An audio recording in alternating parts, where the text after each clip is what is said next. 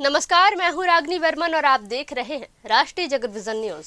छत्तीसगढ़ के बिलासपुर जिले से एक बड़ी कार्रवाई की खबर सामने आ रही है, जहां सड़क निर्माण से जुड़े ठेकेदार BR गोयल के ठिकानों पर आयकर विभाग ने शुक्रवार को एक साथ छापेमारी शुरू की है।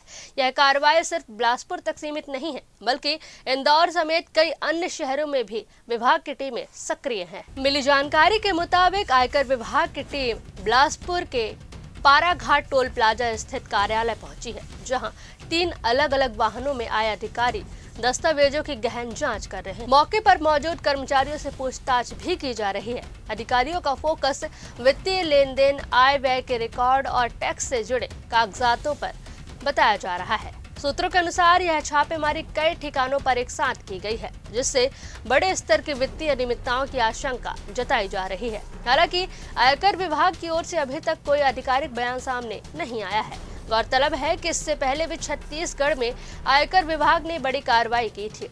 करीब 1 महीने पहले आयरन और स्टील कारोबार से जुड़े व्यापारियों के 45 ठिकानों पर रायपुर, दुर्ग, बिलासपुर और रायगढ़ में छापेमारी की गई थी, जो 4 दिनों तक चली थी। फिलहाल इस खबर में बस इतना ही। देश प्रदेश की खबरों से अपडेटेड रहने के लिए हमारे चैनल को सब्सक्राइब करें और नए खबरों की नोटिफिकेशन के लिए बेल आइकॉन जरूर दबाएं। नमस्कार।